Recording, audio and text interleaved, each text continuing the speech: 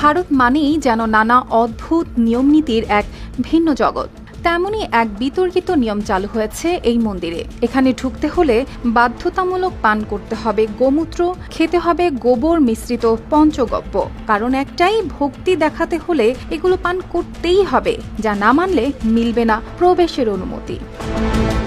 ভারতের উত্তরাখণ্ডের গঙ্গোত্রী মন্দির বহু শতাব্দী ধরে এটি শুধু একটি উপাসনালয় নয়, বরং বিশ্বাসের এক গভীর কেন্দ্র।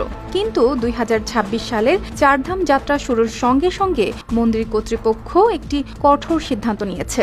এখন থেকেই মন্দিরে প্রবেশ করতে হলে প্রত্যেক দর্শনার্থীকে পান করতে হবে পঞ্চগব্য।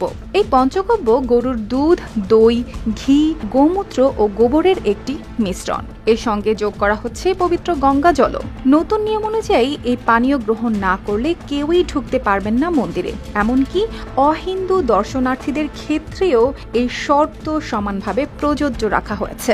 মন্দির কর্তৃপক্ষ জানিয়েছে, তারা মনে করছে অনেকেই এখন শুধুই পর্যটক হিসেবে আসছেন, ধর্মীয় অনুভূতির প্রতি যথেষ্ট সম্মান দেখাচ্ছে না। তাই এই নিয়মের মাধ্যমে তারা নিশ্চিত করতে চায়, যারা প্রবেশ করবে তারা যেন সনাতন আচার অনুষ্ঠানের প্রতি শ্রদ্ধাশীল থাকে।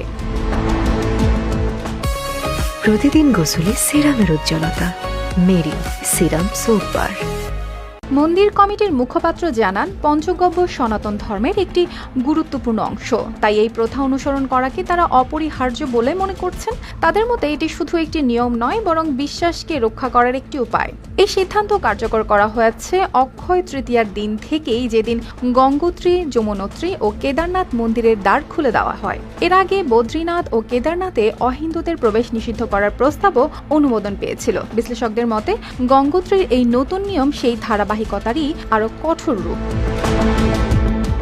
তবে এই সিদ্ধান্ত ঘিরে তৈরি হয়েছে মিশ্র প্রতিক্রিয়া। কেউ এটিকে প্রাচীন ঐতিহ্যের পুনর্জাগরণ হিসেবে দেখছে, আবার কেউ কেউ মনে করছে এতে ভিন্ন বিশ্বাসের মানুষের মধ্যে বাড়তে পারে অস্বস্তি। অর্পিতা জাহান, RTV।